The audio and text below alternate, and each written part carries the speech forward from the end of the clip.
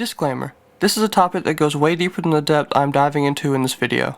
This video is not a breakdown of Jacksonville gang politics. In this video, my plan is to take an overall look at Ace's legacy and comment on what mistakes I feel could lead to him and his crew's downfall if he's not careful. Thanks, I hope you enjoy. Keontae Bullard, better known by his stage name, Yungeen Ace, is a popular figure in the Jacksonville drill scene, best known for his melodic emotional ballads and his ultra-disrespectful drill anthems. Ace's early life was filled with struggle. Originally being born in Indiana in 1998, he'd end up being moved to Jacksonville to stay with his 11 brothers. Jesus Christ, they be fucking. Ace would go on to tell Vlad that his mother was constantly getting evicted and this took a toll on him and his siblings, going so far that Ace would go on to say that his living situation was the worst part of his childhood. So, I mean, growing up in Jacksonville, what do you think was the toughest thing you had to go through? Oh, shit. Toughest thing I had to go through, I'd say like the living arrangements. You know what I'm saying? Like where I had to live at.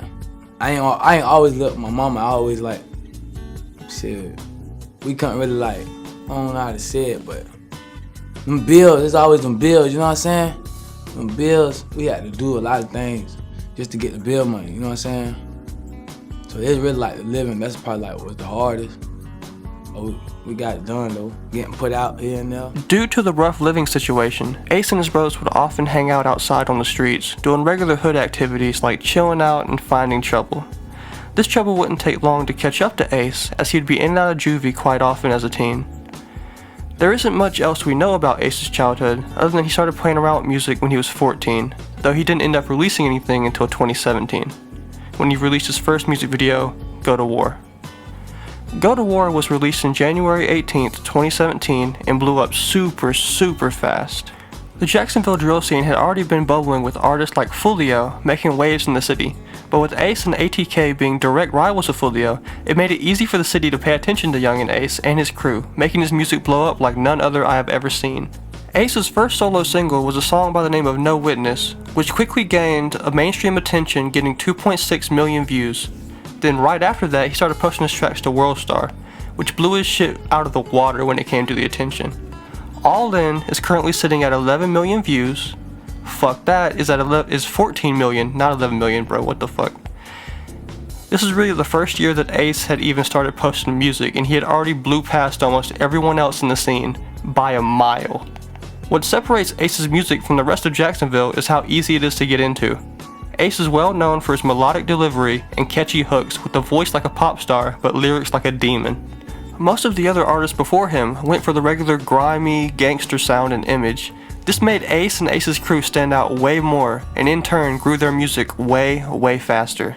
With the massive amount of support and the behind the scenes death of Fulio's cousin by the hands of one of Ace's friends, Ace, his brother, and his right hand man 2-3 would be caught at a red light outside of a Japanese steakhouse, and they would all be shot up. Ace being the only one in the car to survive. Wasabi. It was my little brother's 23th birthday. And you know, we was just hanging, you know what I'm saying? We don't on too much though, we was just chilling though, you know what I'm saying? We really out of our body though, you know what I'm saying? But, I mean, shit. We pulled up to the light.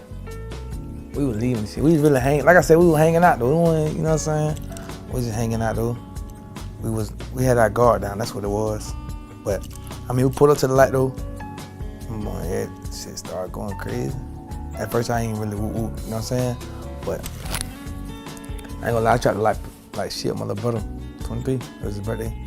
So I tried. This brutal situation was made worse by the police, who took Ace in and shaved his hair, which in Florida culture with wigs is basically shaving off your strength. It's super disrespectful. It takes a super long time to grow them back out, and it's just unnecessary. They were treating Ace like a suspect rather than a victim off his past reputation. Well, you go through this tragedy and then things continue to get worse because then you get arrested while you're still at the hospital. Yeah, like I said, they was trying to, they were like I said, a lot of people, they were blaming me for, like, even the police would tell my mama that, oh, I did it.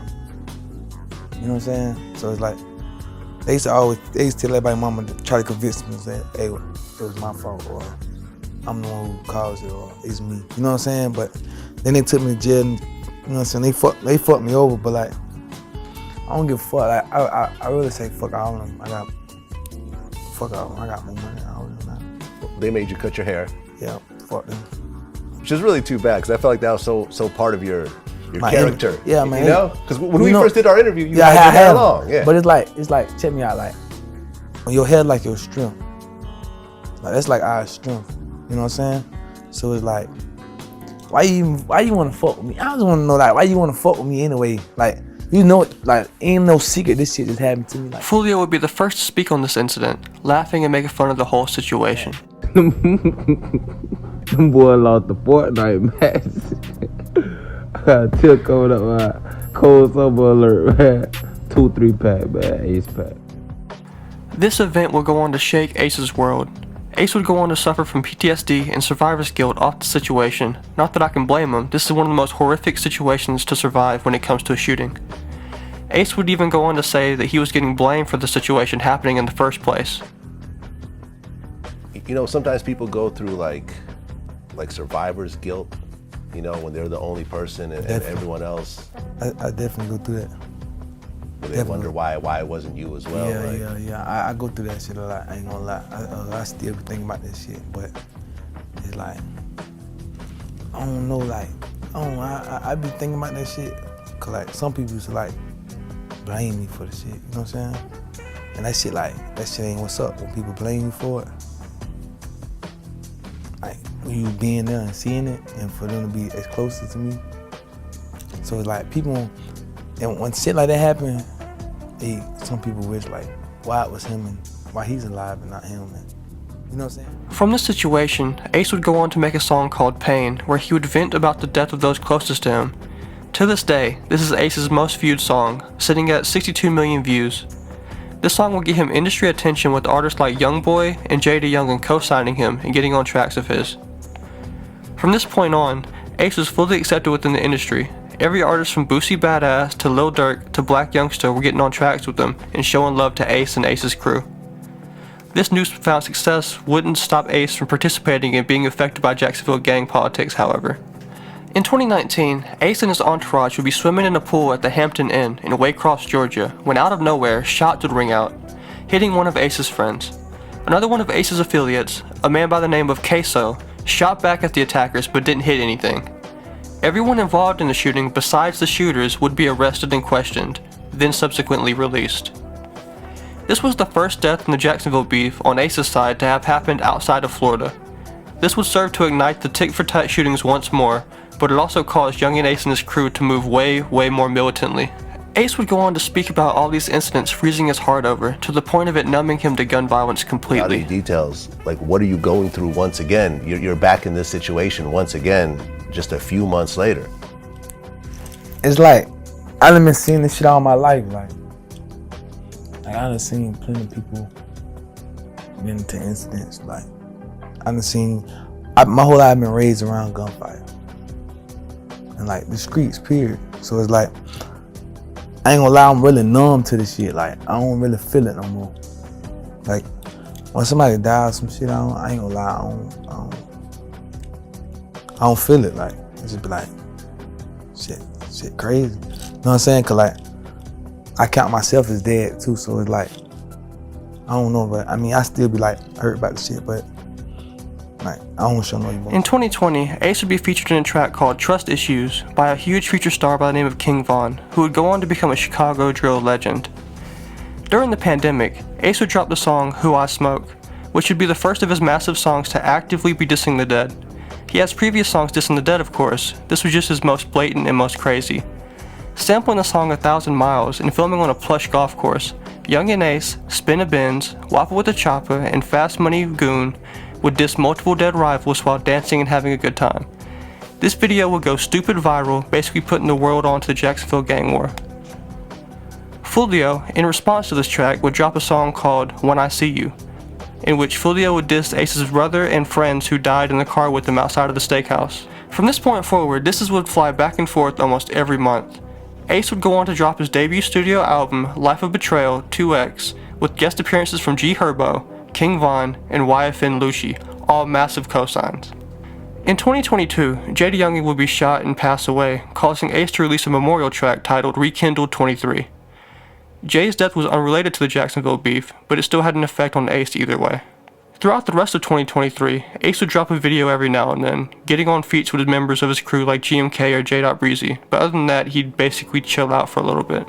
Ace's first slip-up came on June 23, 2024.